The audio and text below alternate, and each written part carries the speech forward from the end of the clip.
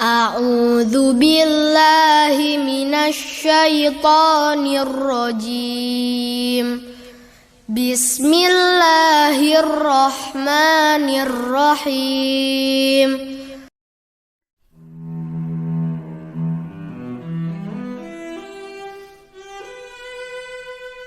Saat Perang Pasifik, atau yang dikenal dengan nama Perang Asia Timur Raya, yang berlangsung selama 4 tahun, Jepang mengalami beberapa kekalahan dan menuju ambang kehancuran. 7 September 1944, Jenderal Kuniaki Koiso di hadapan parlemen Jepang berjanji untuk memerdekakan Indonesia. Bila mencapai kemenangan dalam Perang Pasifik, tujuannya tak lain adalah mendapat bantuan Indonesia dalam perang tersebut. Kaum pergerakan nasional menyambut hangat janji kemerdekaan oleh Jenderal Koiso. Anggota Badan Penyelidik Usaha-Usaha Kemerdekaan Indonesia (BPUPKI) dilantik oleh Jenderal Kumakichi Harada. Rajiman Widyadiningrat, tokoh pergerakan nasional, ditunjuk sebagai ketuanya. Tapi tidak semua petinggi militer Jepang sepakat dengan pelantikan BPUPKI. Misalnya Jenderal Izagaki dan Yoichiro Nagano. Keberatan dua jenderal itu tidak berarti banyak. Mayoritas petinggi militer Jepang tetap mendukung BPUPKI.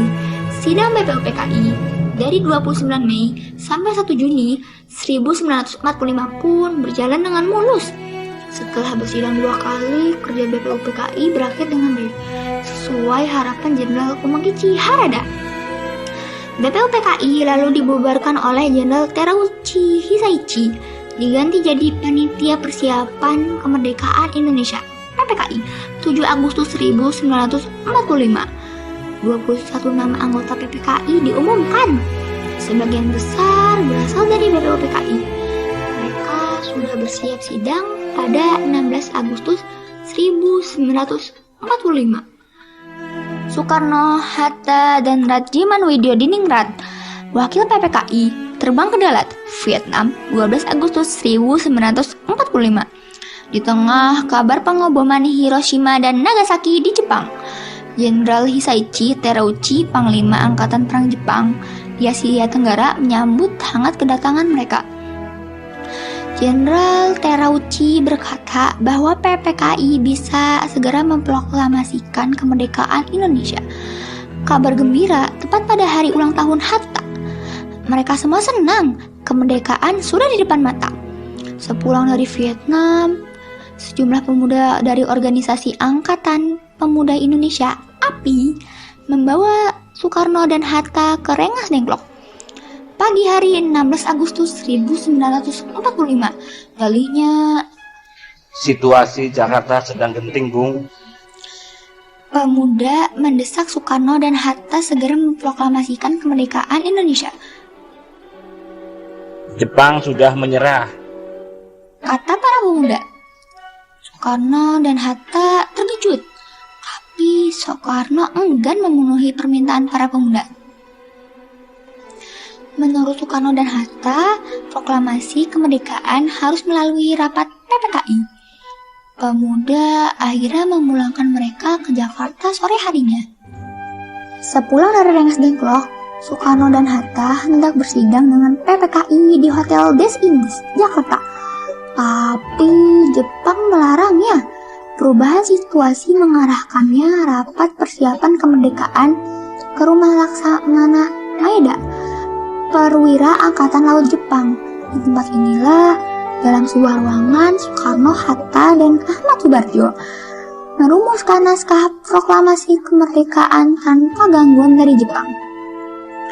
Soekarno lalu membacakannya ke anggota PPKI dan pemuda di serambi rumah. Naskah yang singkat, tapi semua sepakat dengan isinya. Kemerdekaan bukanlah lagi impian. Hari bersejarah itu tiba. Soekarno membacakan naskah proklamasi kemerdekaan Indonesia ke banyak orang di rumahnya di Jalan Pegangsaan nomor 56 Jakarta. Tokoh-tokoh pergerakan nasional dan rakyat Indonesia biasa membaur, mendengarkan pembacaan itu dengan khidmat.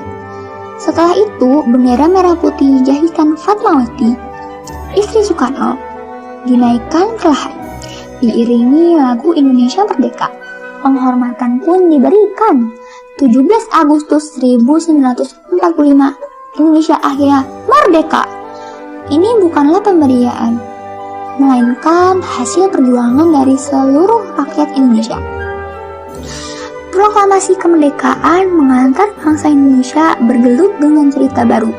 Jepang memang telah terjungkir, namun pengaruhnya belum berakhir. Ini dialami oleh fotografer mundur bersaudara dalam rekam dan berproklamasi.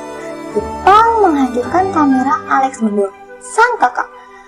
Karena itu, Franz, sang adik, mengubur negatif fotonya di halaman kantor surat kabar Asia Raya demi selamatkan bukti-bukti proklamasi.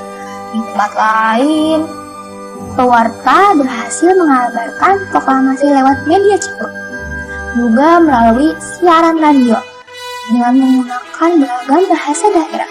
Di desa-desa, pemuda Republik berperan meneruskan kabar proklamasi. Mereka berkeliling dan berteriak, Jepang menyerah, Indonesia merdeka. akhirnya tiap orang menjadi saksi Indonesia telah merdeka.